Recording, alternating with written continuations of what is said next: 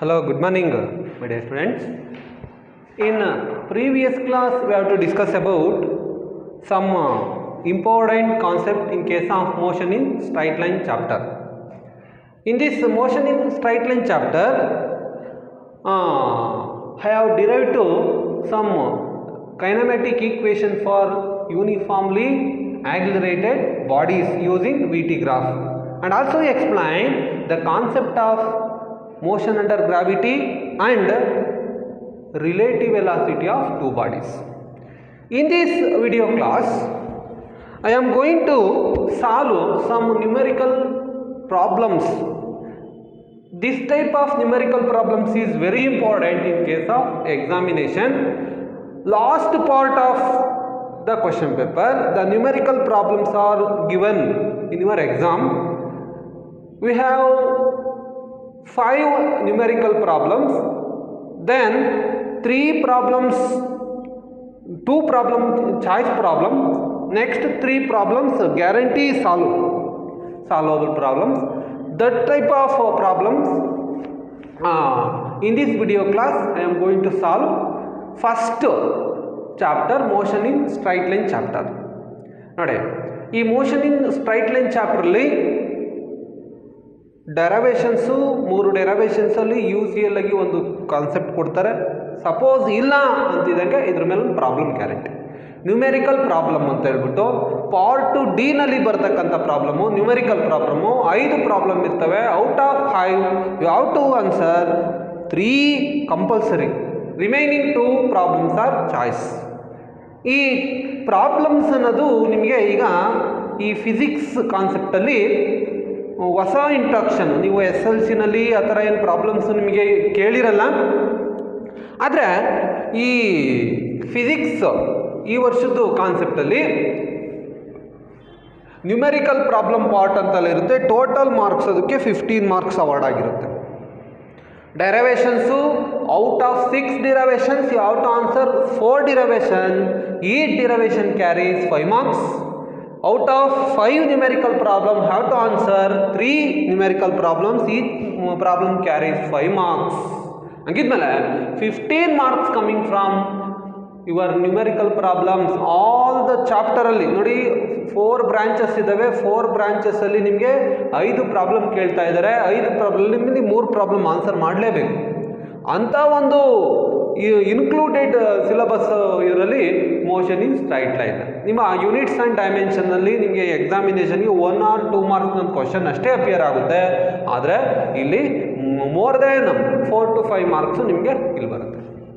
ಈಗ ಪ್ರಾಬ್ಲಮ್ಸ್ ಅಂದರೆ ಯಾವ ರೀತಿ ಸಾಲ್ವ್ ಮಾಡೋದು, ಫಿಸಿಕ್ಸಲ್ಲಿ ಪ್ರಾಬ್ಲಮೇ ಕಷ್ಟನೇ ಯಾವ ರೀತಿ ಸಾಲ್ವ್ ಮಾಡೋದು ಅಂತ.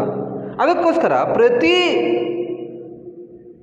ಚಾಪ್ಟ್ರಲ್ಲಿರ್ತಕ್ಕಂಥ ಸ್ಟ್ಯಾಂಡರ್ಡ್ ಫಾರ್ಮುಲಾನ ನೀವೇನು ಮಾಡಬೇಕು ತಿಳ್ಕೊಬೇಕು. ಅವನ್ನ ಬರಿತಾ ಹೋಗ್ತೀನಿ. ಪ್ರಾಬ್ಲಮ್ ಸಾಲ್ವ್ ಮಾಡೋದು ಯಾವ ರೀತಿ ಮಾರ್ಕ್ಸ್ ಅವಾರ್ಡ್ ಮಾಡ್ತಾರೆ ಅಂತಲೂ ಹೇಳ್ತೀನಿ. ಇಲ್ಲಿ first motion in straight line ಚಾಪ್ಟರ್ಲಿ ನ್ಯೂಮೆರಿಕಲ್ ಪ್ರಾಬ್ಲಮ್ ಫಾರ್ಮುಲಾಗಳನ್ನ ತಗೊಬೇಕು. ಏನೇನು? ಫಸ್ಟ್ ನಿಮಗೆ ಗೊತ್ತು, velocity is equal to displacement by time. X ಅಂದರೆ ಡಿಸ್ಪ್ಲೇಸ್ಮೆಂಟು, ಟಿ ಅಂದರೆ time. Acceleration is equal to velocity by time, ನಿಮಗೆ ಗೊತ್ತಿರ್ತಕ್ಕಂಥದ್ದು. ಮತ್ತು kinematic equation for linear motion, ಅದರಲ್ಲಿ first v is equal to you plus A t, x is equal to U T plus of A T square. Next v square is equal to U square plus 2ax. ಅದೇ relative velocity ಬಂದರೆ relative velocity of body B with respect to body A is equal to V B minus V A ಅಂತ ಕಾನ್ಸೆಪ್ಟನ್ನ ತಗೊಂತೀವಿ.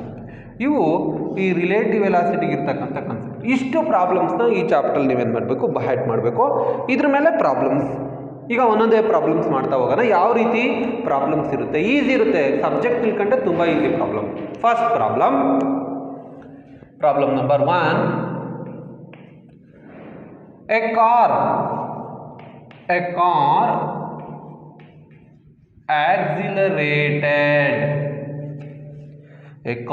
accelerated from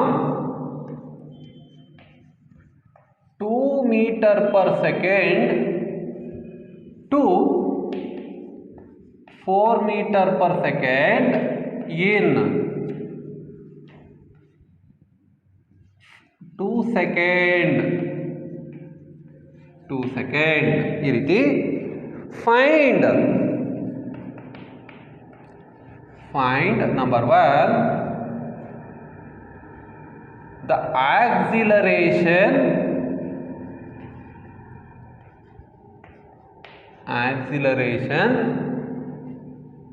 number 2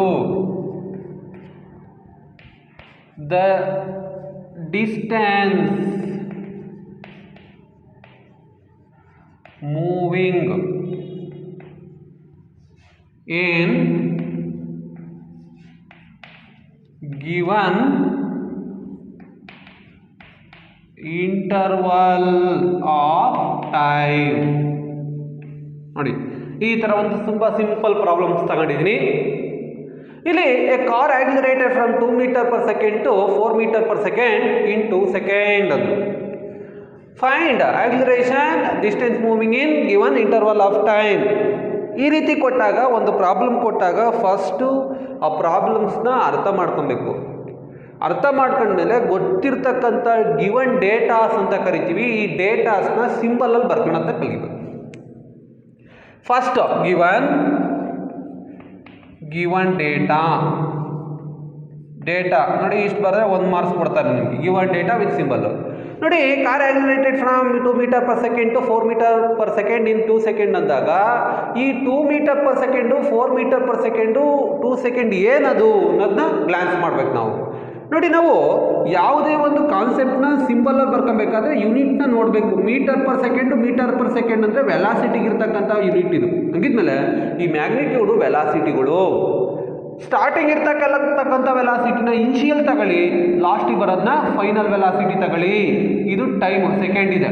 ಹಂಗಿದ್ಮೇಲೆ initial velocity is represented by u is equal to 2 meter per second.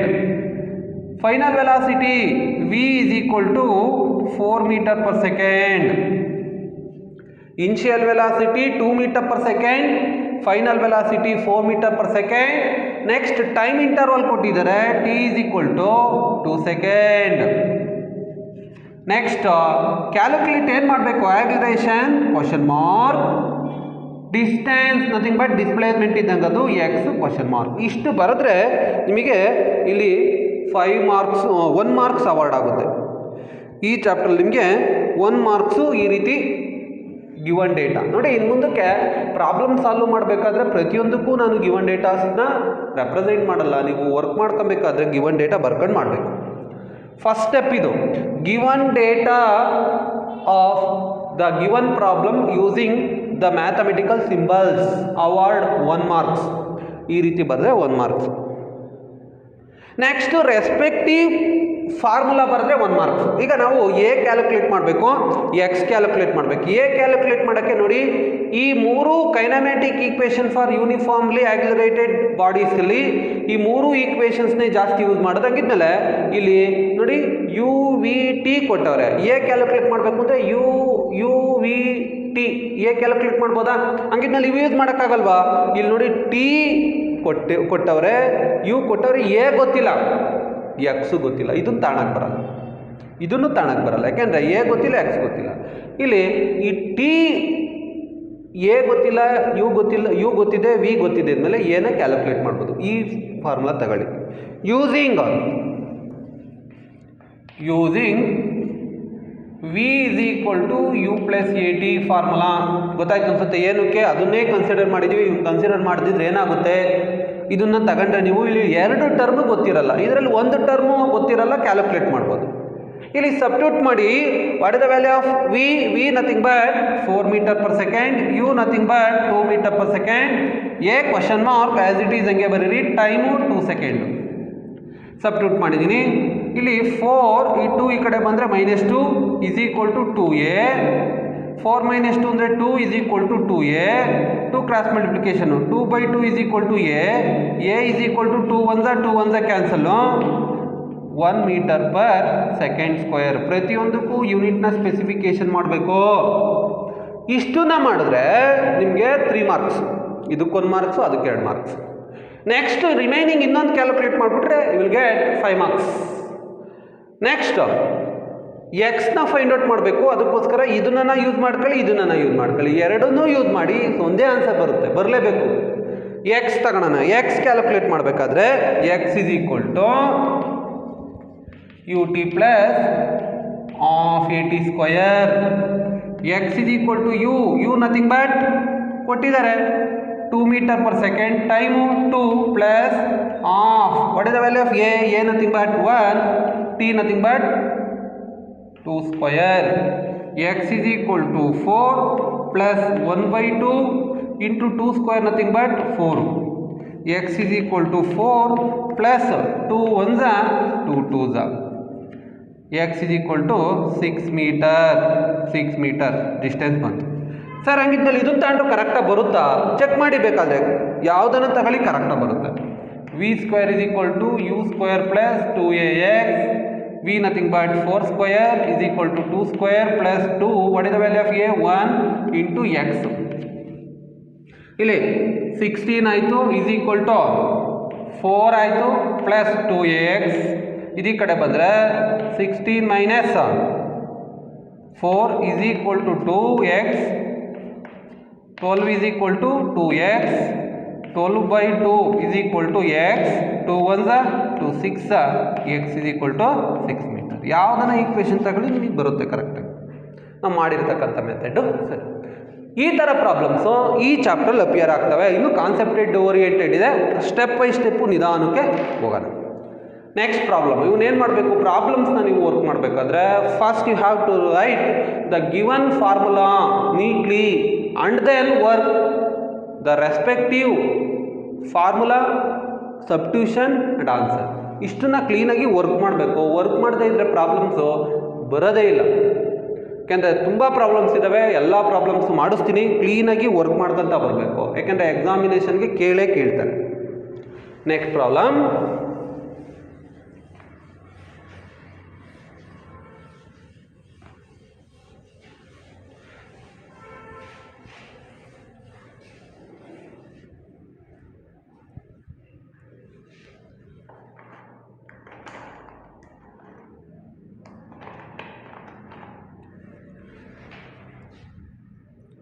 Next ಒಂದು problem, A truck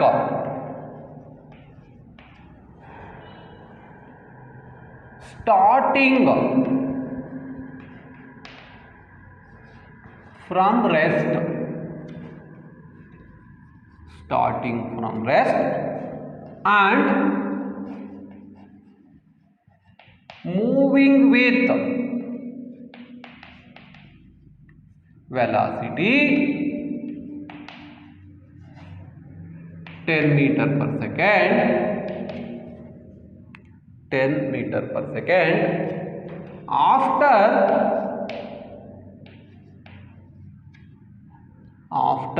given time interval, after intervals of time, after intervals of time the truck moves, the truck travel 20 meter. Find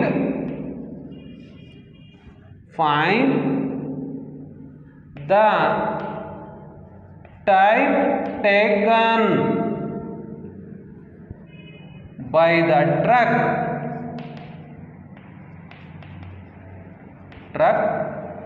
to travel the given distance.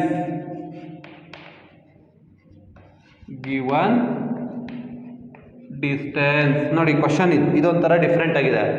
A truck starting from rest and moving with velocity 10 meter per second after interval of time the truck travel 20 meter. Find the time taken by the truck to travel the distance given distance. ಅಂದರೆ ಒಂದು truck starting ಸ್ಟಾಪಲ್ಲಿರುತ್ತೆ, ರೆಸ್ಟಲ್ಲಿರುತ್ತೆ, ಆಮೇಲೆ move ಆಗುತ್ತೆ. Velocity ಎಷ್ಟು 10 meter per second. ಆ 10 meter per second velocity ಆದಾಗ some instant of time ಆದಮೇಲೆ ಅದು 20 metre ದೂರನ travel ಮಾಡುತ್ತೆ. ಹಂಗಿದ್ಮೇಲೆ ಆ 20 ಮೀಟರ್ ಆಫ್ ಟೈಮು ಟ್ರಾವೆಲ್ ಆಗಬೇಕಾದ್ರೆ ಟೈಮ್ ಎಷ್ಟು ತಗೊಳುತ್ತೆ ಕ್ಯಾಲ್ಕುಲೇಟ್ ಮಾಡಿ ಅಂತ ಕ್ವಶನ್. ಇಲ್ಲಿ ಗಿವನ್ ಡೇಟಾ ಬರ್ಕೊಳ್ಳೋಣ. ಗಿವನ್ ನೋಡಿ, ಈ ಥರ ಪ್ರಾಬ್ಲಮ್ಗಳು ಬಂದಾಗ ಸ್ಟಾರ್ಟಿಂಗ್ ಫ್ರಮ್ ರೆಸ್ಟ್ ಅನ್ನೋದು ಫಸ್ಟೇ ಬಂದರೆ ಇನಿಷಿಯಲ್ ವೆಲಾಸಿಟಿ 0 ತಗೋಬೇಕು. ಇಲ್ಲ, truck starting moving with 10 metre per second after some instant of time the truck stop ಅಂತ ಆಮೇಲೆ ಬಂದರೆ ಫೈನಲ್ ವೆಲಾಸಿಟಿ = 0 ತಗೋಬೇಕು. ನೋಡಿ, ಇಲ್ಲಿ ಫಸ್ಟು ಸ್ಟಾರ್ಟಿಂಗ್ ಫ್ರಮ್ ರೆಸ್ಟ್ ಅಂತ ಹೇಳೋರೆ ಮೇಲೆ ಇನಿಷಿಯಲ್ ವೆಲಾಸಿಟಿ = 0 ತಗೊಳ್ಳಿ, final velocity 10 metre per second ತಗೊಳ್ಳಿ. ಗೊತ್ತಾಯ್ತು ಅನ್ಸುತ್ತೆ. ಸ್ಟಾರ್ಟಿಂಗ್ ಫ್ರಮ್ ರೆಸ್ಟ್ ಅಂದರೆ initial velocity is considered at 0, then final velocity is considered at 10 metre per second. ಗೊತ್ತಾಯ್ತು ಅನ್ಸುತ್ತೆ. ಇಲ್ಲಿ ಸ್ಟಾರ್ಟಿಂಗ್ ಫ್ರಮ್ ರೆಸ್ಟ್ ಇದ್ದರೆ ಫಸ್ಟೇ ರೆಸ್ಟ್ ಅಂತ ಹೇಳಿದರೆ ಇನಿಷಿಯಲ್ ವೆಲಾಸಿಟಿ 0, ಇಲ್ಲ ಫಸ್ಟ್ ಈ ವೆಲಾಸಿಟಿ ಕೊಟ್ಟು ಆಮೇಲೆ ರೆಸ್ಟ್ ಅಂತ ಹೇಳೋರೆ ಅಂದಮೇಲೆ ಫೈನಲ್ ವೆಲಾಸಿಟಿ 0. ಇಲ್ಲಿ ಫಸ್ಟ್ ಹೇಳಿದ್ರಿಂದ take initial velocity = 0, final velocity is = 10 metre per second. ಗೊತ್ತಾಯ್ತು ಅನ್ಸುತ್ತೆ. ಕ್ಲೀನಾಗಿ ನೀಟಾಗಿ ಅಬ್ಸರ್ವ್ ಮಾಡ್ತಾ ಬರಬೇಕು. ನೆಕ್ಸ್ಟು ಡಿಸ್ಟೆನ್ಸ್ ಕೊಟ್ಟವ್ರೆ, travel metre distance nothing but x ಅಂತ ಕಳಿ 20 ಮೀಟರ್.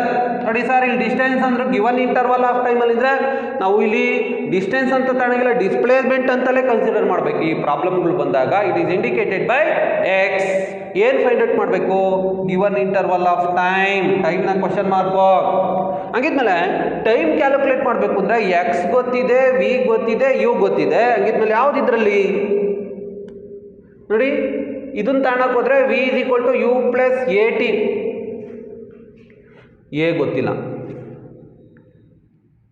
ಟಿ ಗೊತ್ತಿಲ್ಲ, ಎರಡು ಗೊತ್ತಿಲ್ಲ ಅಂದರೆ ಎರಡು ಅನ್ನೋನ್ ಫ್ಯಾಕ್ಟರ್ ಗೊತ್ತಿಲ್ಲದೆ ಇದ್ದರೆ ಆ ಪ್ರಾಬ್ಲಮ್ ವ್ಯಾಲಿಡ್ ಆಗಲ್ಲ.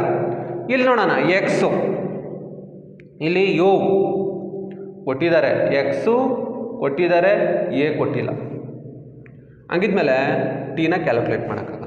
ಇಲ್ಲಿ v² = u² ಪ್ಲಸ್ 2ax. ನೋಡಿ, ಇದು ಗೊತ್ತು, ಇದು ಗೊತ್ತು, ಎಕ್ಸ್ ಗೊತ್ತು. First you have to calculate the value of A and then the value of A can be substituted v = u plus AT formula. Then you will get the value of T. First ಈ formula ತಗೊಳ್ಳಿ. Using ಅನಲೈಸ್ ಮಾಡೋದು very important. v² = u² plus 2ax. v² = u² plus 2ax. ಇಲ್ಲಿ v² value, what is the value of v²? 10² = 0² plus 2 into what is the value of a unknown factor as it is. ಹಂಗೆ ಇರಲಿ, x nothing but 20. v² 10 into 10 100 = 0 plus 2 into 20 40a. 100 sorry, 100 = 40a. a = 40 cross multiplication ಮಾಡಿದ್ರೆ 100 divided by 40.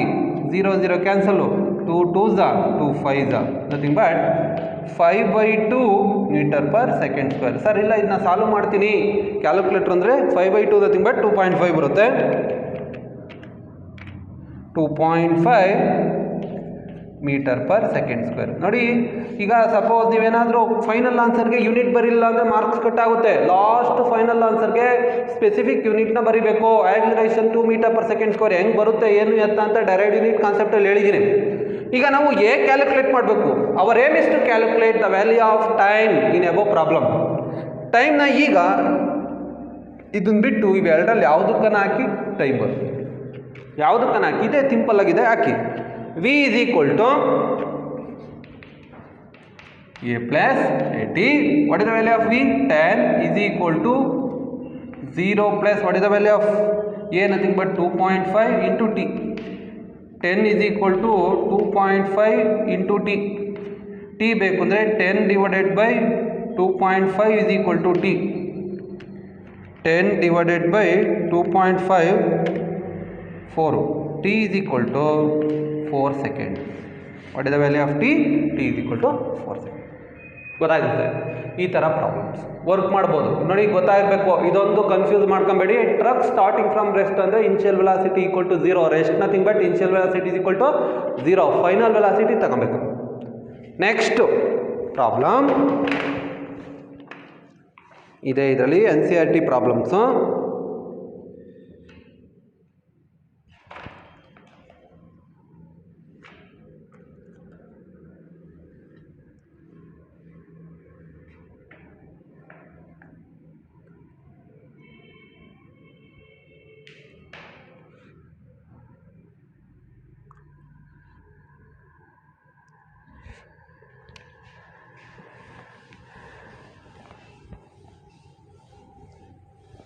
Next ಅದೇ ಥರ ಇನ್ನೊಂದು homework ಕೊಡ್ತೀನಿ. ಈಗ ಆ homework ಪ್ರಾಬ್ಲಮ್ನ solve ಮಾಡ್ಕೊಳ್ಳಿ.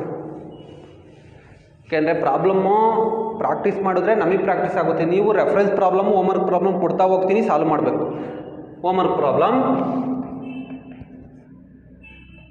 a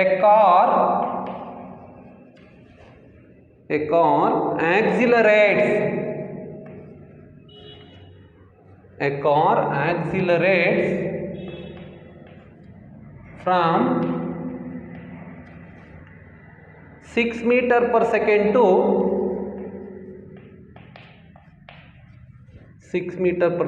18 meter per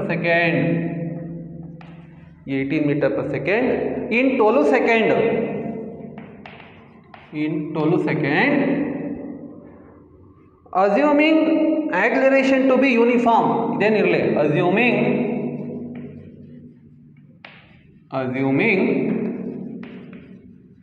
acceleration to be uniform,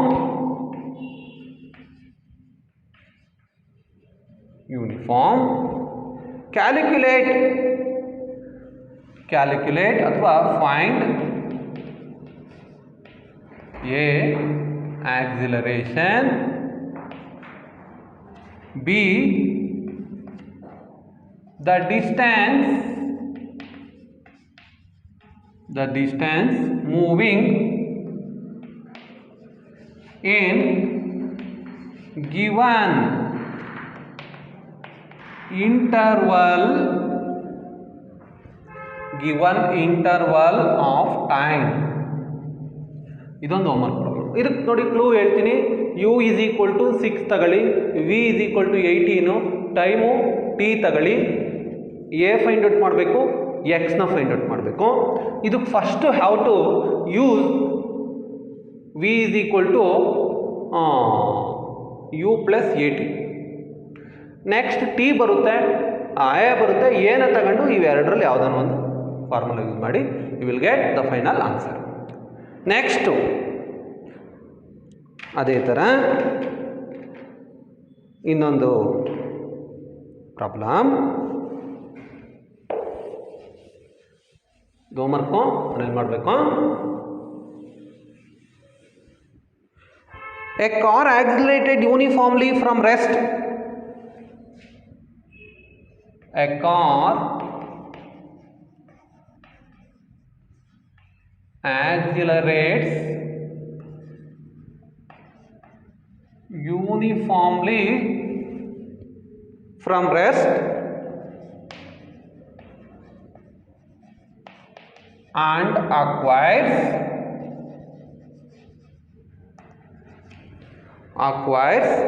a speed of 36 kmph.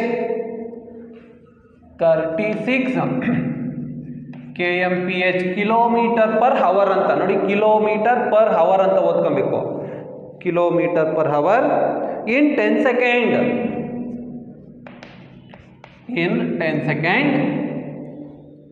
Find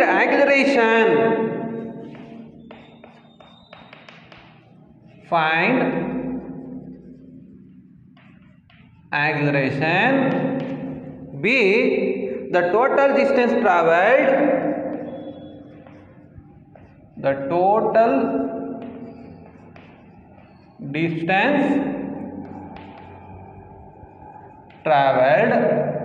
C velocity at the end of 6 seconds. Velocity at the end of 6th second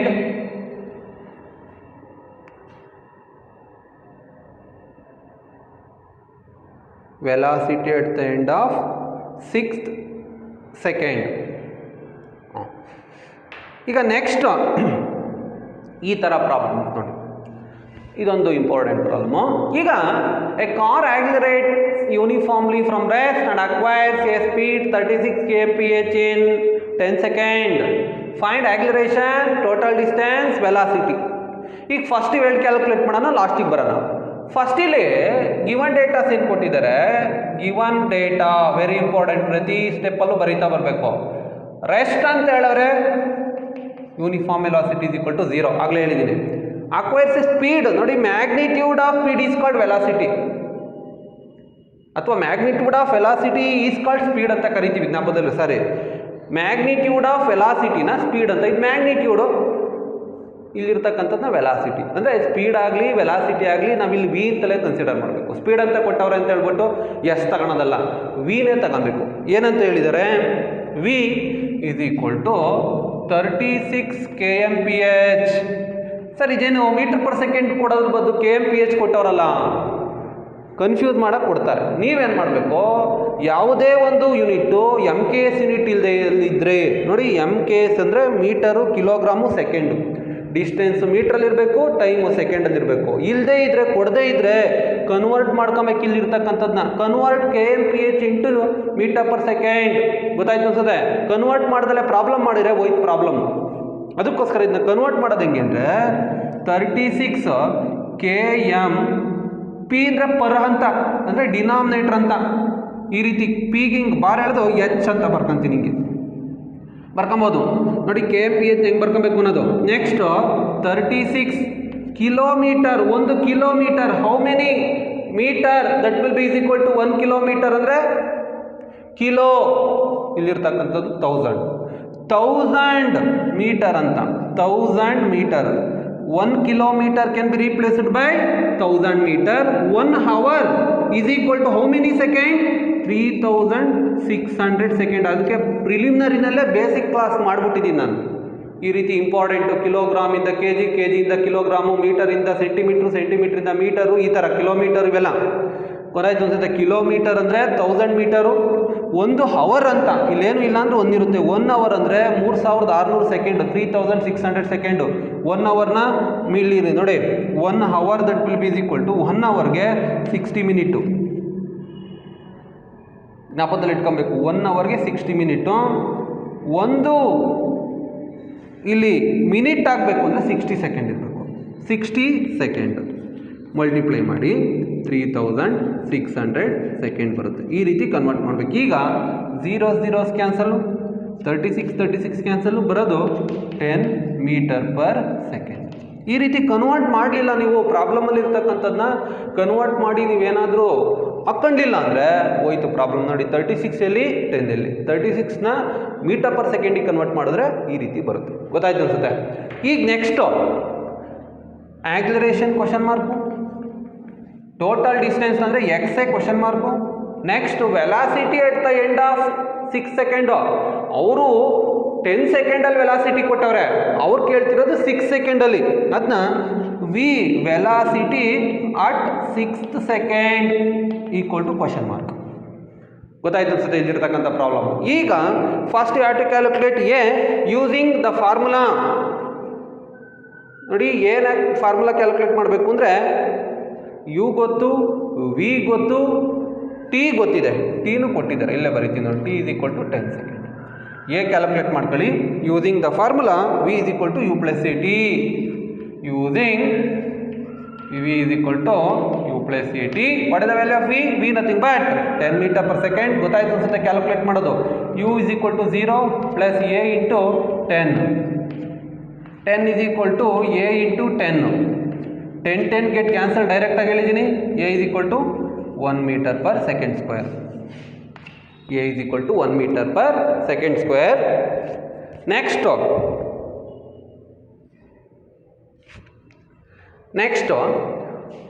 X find out ಮಾಡಬೇಕು ಅಂತ ಯಾವುದಾದ್ರೂ ಒಂದು ಹಾಕಿ. X is equal to ut plus of at square ಹಾಕ್ಕೊಂತೀನಿ. x is equal to what is the value of u? 0 into time 10 plus 1/2 into a into a value ಗೊತ್ತಿದೆ 1 ಹಾಕಿ t ಅಂದರೆ 10 whole square.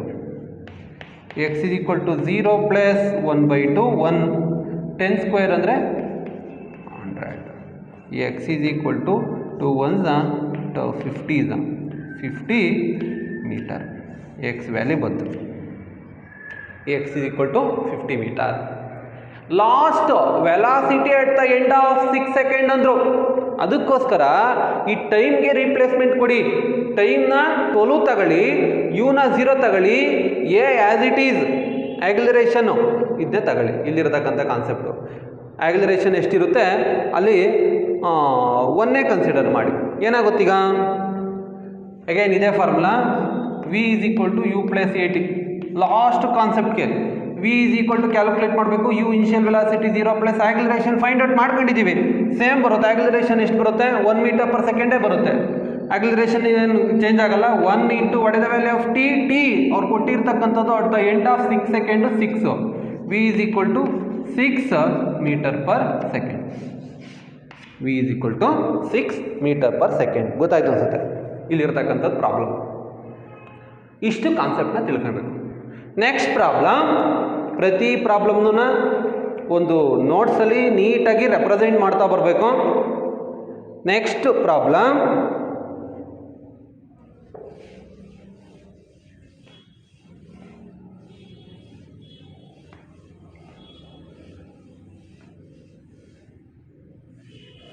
ಒಂದು IIT problem. ನಿಮಗೆ IIT examination ಕಾನ್ಸೆಪ್ಟ್ಗಳಲ್ಲಿ JEE ಮತ್ತು ಬೇರೆ ನೀವು NET neat ಎಕ್ಸಾಮ್ಗಳಲ್ಲಿ ಈ ಥರ ಪ್ರಾಬ್ಲಮ್ ಕೇಳ್ತಾರೆ. ಆ ಥರ ಒಂದು problem. In 1 second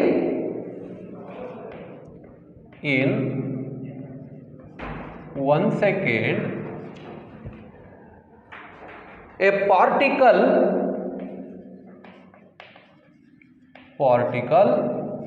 goes from point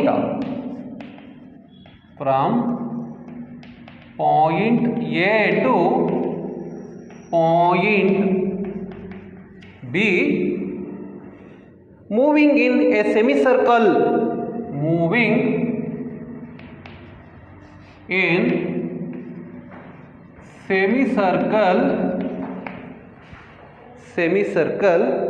of radius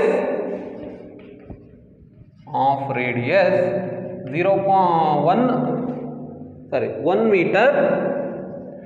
Find average speed and average velocity. Find number 1 average speed and average velocity. ನೋಡಿ ಈ ಪ್ರಾಬ್ಲಮ್ಮು IIT ಎಕ್ಸಾಮ್ IIT 1999 ಕೇಳಿರ್ತಕ್ಕಂಥದ್ದು. ನೋಡಿ ಇಲ್ಲಿ ಫಸ್ಟು ನಿಮಗೆ ಈ ಪ್ರಾಬ್ಲಮ್ ಸಾಲ್ವ್ ಮಾಡಬೇಕಾದ್ರೆ ಅವ್ರು ಕೊಟ್ಟಿರ್ತಕ್ಕಂಥ ಒಂದು ಕಾನ್ಸೆಪ್ಟನ್ನ ಇಲ್ಲಿ ತಗೊಬೇಕು. ಏನು? ಒಂದು ಪಾರ್ಟಿಕಲ್ ಏನು ಮಾಡ್ತಾ ಇದೆ, ಎ ಇಂದ ಬಿಗೆ ಮೂವ್ ಆಗ್ತಾ ಐತೆ, ಸೆಮಿ ಸರ್ಕಲ್ ಫಾರ್ಮ್ ಆಗ್ತಾ ಐತೆ. ನೋಡಿ ಒಂದು ಪಾರ್ಟಿಕಲ್ಲು ಒಂದು ಪಾರ್ಟಿಕಲ್ಲು ಎ ಇಂದ ಸ್ಟಾರ್ಟ್ ಮಾಡಿ ಬಿಗೆ ಹೋಗುತ್ತೆ.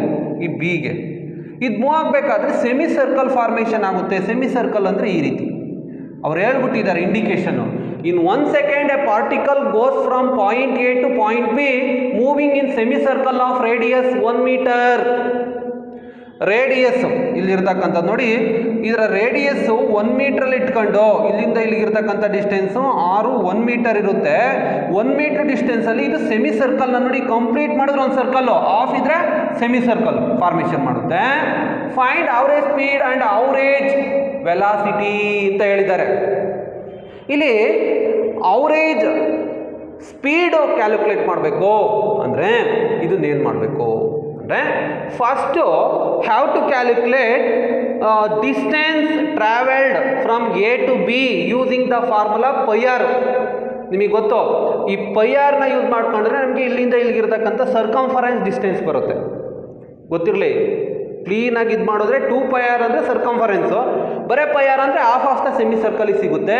ದ ಡಿಸ್ಟೆನ್ಸ್ ಬರಿತೀನಿ, ದ ಡಿಸ್ಟೆನ್ಸ್ ಈ ರೀತಿ ಸಾಲ್ವ್ ಮಾಡಬೇಕಾದ್ರೆ the distance travelled by a particle from A to B.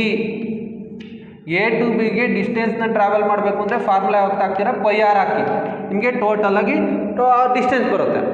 Is equal to pi ಅಂದರೆ 3.14 ಇಂಟು ರೇಡಿಯಸ್ಸು ಎಷ್ಟು ಹೇಳಿದ್ದಾರೆ, 1 metre. That will be is equal to 3.14 metre ಆಯಿತು. 3.14 ಮೀಟರ್. ಈಗ ಸ್ಪೀಡ್ನ ಕ್ಯಾಲ್ಕುಲೇಟ್ ಮಾಡಿ. ಸ್ಪೀಡ್ ಇಸ್ ನೋಡಿ, ಇಲ್ಲಿಂದ ಇಲ್ಲಿಗೆ ಡಿಸ್ಟೆನ್ಸ್ ಬಂದರೆ ಸ್ಪೀಡ್ ಗೊತ್ತಾಗುತ್ತೆ. Speed is equal to distance by time. Distance by time, distance ಅಂದರೆ 3.14 ಡಿವೈಡೆಡ್ ಬೈ ಟೈಮ್ ಅಂದರೆ 1 second. Speed is equal to 3.14 metre per second. ನೋಡಿ, the total path travel by a particle in given interval of time is called distance. ಅವಾಗ speed ಬರುತ್ತೆ, speed value ಬಂತು. ನಮಗೆ ಇಲ್ಲಿ velocity ಬೇಕು. Velocity ಬೇಕು ಅಂದರೆ ಡಿಸ್ಪ್ಲೇಸ್ಮೆಂಟು, ಇದೊಂದು ಇಂಪಾರ್ಟೆಂಟ್ ಕಾನ್ಸೆಪ್ಟು. ಡಿಸ್ಪ್ಲೇಸ್ಮೆಂಟೇ ಬೇರೆ, ಡಿಸ್ಟೆನ್ಸೇ ಬೇರೆ, ಟೈಮ್. ಈಗ ಡಿಸ್ಪ್ಲೇಸ್ಮೆಂಟ್ ಆಯಿತು, ನೋಡಿ ಇಲ್ಲಿಂದ ಇಲ್ಲಿ ಮೆಜರ್ ಮಾಡಿದ್ರೆ ಇದು distance, the total path covered by a particle in given interval of time. ಆದರೆ ಈಗ ನಮ್ಗೆ ಇಲ್ಲಿಂದ ಇಲ್ಲಿಗಾದರೂ ಅದು ಡಿಸ್ಟೆನ್ಸು. ಡಿಸ್ಪ್ಲೇಸ್ಮೆಂಟ್ ಅಂದರೆ ಇದು distance between initial and final point, is the difference between initial and final point in particular direction. ನೋಡಿ, ಈ ಡೈರೆಕ್ಷನಲ್ಲಿ ನಾವು ಒಂದು ಬಾಡಿ ಎನ ಬಾಡಿ ಬಿಗೆ ಮೆಜರ್ ಮಾಡಿದ್ರೆ ಅದು ಡಿಸ್ಪ್ಲೇಸ್ಮೆಂಟ್ ಆಗುತ್ತೆ, ಅದು ವೆಕ್ಟಾರ್ ಕ್ವಾಂಟಿಟಿ. ಹಂಗಿದ್ಮೇಲೆ ಒಂದು ಬಾಡಿಗೆ ಇಲ್ಲಿಂದ ಇಲ್ಲಿಗೆ ನಾವು ಒಂದು ಮೆಜರ್ಮೆಂಟ್ನ ತಗೊಂಡ್ರೆ ಇದು ಶಾರ್ಟೇಜ್ ಡಿಸ್ಟೆನ್ಸು. ಇದರಲ್ಲಿ ಇರ್ತಕ್ಕಂಥ ತುಂಬ ಶಾರ್ಟೇಜ್ ಡಿಸ್ಟೆನ್ಸ್ ಅಂದರೆ ಈ ರೀತಿ ಈ ಡೈರೆಕ್ಷನಲ್ಲೇ, ಇದನ್ನ ಡಯಾಮೀಟರ್ ಅಂತ ಕರಿಬೋದು. ಈಗ ಹಂಗಿದ್ಮೇಲೆ ರೇಡಿಯಸ್ ಗೊತ್ತಾದರೆ ಡಯಾಮೀಟರ್ ಗೊತ್ತಾಗಲ್ವಾ? ಡಯಾಮೀಟರ್ ಗೊತ್ತು. ಡಯಾಮೀಟರ್ ಎಷ್ಟಿರುತ್ತೆ? ರೇಡಿಯಸ್ 1 ಇದ್ರೆ ಡಯಾಮೀಟರ್ 2 ಇರುತ್ತೆ. ಅಂದರೆ ಡಯಾಮೀಟರ್ ಆಫ್ ದ ಬಾಡಿ ಅಥವಾ circle is equal to 2 times of radius. ಹಂಗಿದ್ಮೇಲೆ d is equal to 2 into radius 1 is equal to 2 metre ಆಯಿತು. ಈಗ ಡಿ ಅಂದ್ರೆ ಏನು? Displacement. Displacement from A to B that will be is equal to 2 metre. ಗೊತ್ತಾಯ್ತು ಅನ್ಸುತ್ತೆ. ಇದು distance. Distance ಅಂದರೆ there is no particular direction, displacement having a particular direction. ಹಂಗಿದ್ಮೇಲೆ A ಇಂದ ಬಿಗೆ ಇರ್ತಕ್ಕಂಥ ಡಿಸ್ಟೆನ್ಸು ಇಲ್ಲಿ 2 ಮೀಟರ್ ಆಯಿತು. ಡಿಸ್ಪ್ಲೇಸ್ಮೆಂಟ್ ವ್ಯಾಲ್ಯೂ ಈಗ 2 ಮೀಟರ್ ಹಾಕಲಿ. Velocity is equal to 2 by what is the value of time is equal to 2 metre per second. ಇದು simple concept. ಈ ಥರ ಪ್ರಾಬ್ಲಮ್ಸ್ನ IIT-ನಲ್ಲಿ, ನೀಟಲ್ಲಿ, JEE-ನಲ್ಲಿ ಕೇಳ್ತಾರೆ. ಈ ರೀತಿ ಮಾಡಬೇಕು. ಇದು ಗೊತ್ತಾಯ್ತು ಅಂತ. Distance travel by particle from A to B ಅಂದರೆ ಪೈ ಆರ್. ಏನಕ್ಕೆ ಪೈ ಆರ್ ಯೂಸ್ ಮಾಡಿದ್ದೀವಿ? ಪೂರ್ತಿ ಕಂಪ್ಲೀಟ್ ಆದರೆ 2 ಪೈ ಆರ್. ಸೆಮಿ ಸರ್ಕಲ್ ಅಂತ ಹೇಳಿದ್ದಾರೆ ಅವರು, ಅದಕ್ಕೋಸ್ಕರ ಹಾಫ್ ಆಫ್ ದ ಸರ್ಕಂಫರೆನ್ಸ್ ತಗೊಳ್ಳಿ, 2 ಪೈ ಆರ್. ಹಾಫ್ ಆಫ್ ಅಂದರೆ 2 pi r divided by 2. 2 get cancel, pi r ಉಳ್ಕೊಳುತ್ತೆ. ಅದಕ್ಕೆ ಈಗ ಇಲ್ಲಿಂದ ಇಲ್ಲಿಗಿರ್ತಕ್ಕಂಥ ಕರುಗೆ ವ್ಯಾಲ್ಯೂ ಬಂತ, ಕರು ವ್ಯಾಲ್ಯೂನೇ ದ ಡಿಸ್ಟೆನ್ಸ್ ಅಂತ ಕರಿತೀವಿ. ಡಿಸ್ಟೆನ್ಸ್ ಇದ್ದರೆ ಸ್ಪೀಡ್ ಇರುತ್ತೆ, ಡಿಸ್ಪ್ಲೇಸ್ಮೆಂಟ್ ಇದ್ದರೆ ವೆಲಾಸಿಟಿ ಇರುತ್ತೆ. ಇಷ್ಟು ಪ್ರಾಬ್ಲಮ್ಸ್ನ ವರ್ಕ್ ಮಾಡ್ಕೊಳ್ಳಿ. ನೆಕ್ಸ್ಟ್ ವಿಡಿಯೋ ಕ್ಲಾಸಲ್ಲಿ ಬೇರೆ ಬೇರೆ ಟೈಪ್ ಪ್ರಾಬ್ಲಮ್ಸ್ ಸಾಲ್ವ್ ಮಾಡೋಣ. That's all.